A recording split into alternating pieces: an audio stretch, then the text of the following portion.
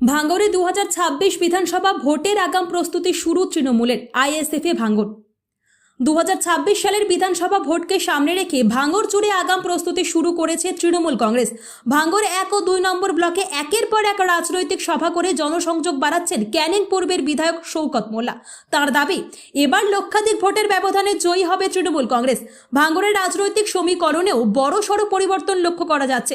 আইএসএফে ব্যাপক ভাঙন শুরু হয়েছে এবং বহু কর্মী সমর্থক শওকত মোল্লার হাত ধরে তৃণমূল যোগ দিচ্ছেন।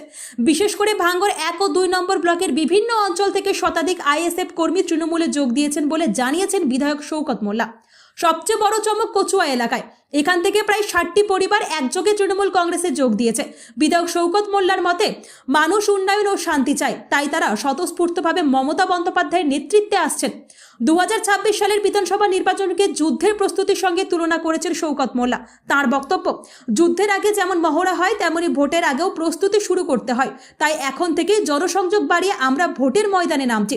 তৃণমূলের এই আগ্রাসী প্রস্তুতি এবং আইএসএফ এর ক্রমবর্ধমান ভাঙড়ের রাজনীতিতে বড়সড় পরিবর্তনের ইঙ্গিত দিচ্ছে। এখন দেখার, সামনের দিনগুলোতে রাজনৈতিক পরিস্থিতি কোন দিকে মোড় নেয়। এই কচুয়াতে 60টি পরিবার, 60 মানে 60টি পরিবার তারা আইএসএফ করত, তারা মমতা বন্দ্যোপাধ্যায়ের উন্নয়নে সামিল হওয়ার জন্য আজকে তারা তৃণমূল কংগ্রেসে যোগদান করলো। আমরা আমাদের দলের পক্ষ থেকে, আমাদের দলনেত্রী মমতা বন্দ্যোপাধ্যায় দিদির পক্ষ থেকে এবং আমাদের সাংসদ প্রিয় নেতা অভিষেক বন্দ্যোপাধ্যায়ের পক্ষ থেকে আমরা তাদেরকে আমার দলের পক্ষ থেকে স্বাগত জানাচ্ছি। পরপর তো জয়েনিং হচ্ছে, আইএসএফ ছেড়ে তৃণমূলে জয়েন করছে, এবারে কি রেজাল্ট আরো ভালো হবে বলে মনে করছেন? দেখুন, আপনারা জানেন গত দুদিন আগে প্রায় কোলেরহাট 2 থেকে জমি রক্ষা কমিটি আইএসএফ মিলিয়ে 500 জন আমাদের দলে যোগদান করেছে। আজকে আমাদের চালতাবেড়িয়া যোগদান করছে। আমাদের গতকাল নারায়ণপুরে সেখানেও প্রচুর আইএসএফের কর্মীরা তৃণমূল কংগ্রেসে যোগদান করেছে। ভাঙড় জুড়ে আইএসএফের মুসল পর্ব শুরু হয়েছে, কারণ ভাঙড়ের শুভবুদ্ধি সম্পন্ন মানুষ বুঝতে পেরেছে আইএসএফকে ভোট দিয়ে ভাঙড়ের কখনো উন্নয়ন হবে না, আর আইএসএফকে ভোট দিয়ে ভাঙড়ের শান্তি ফিরবে না।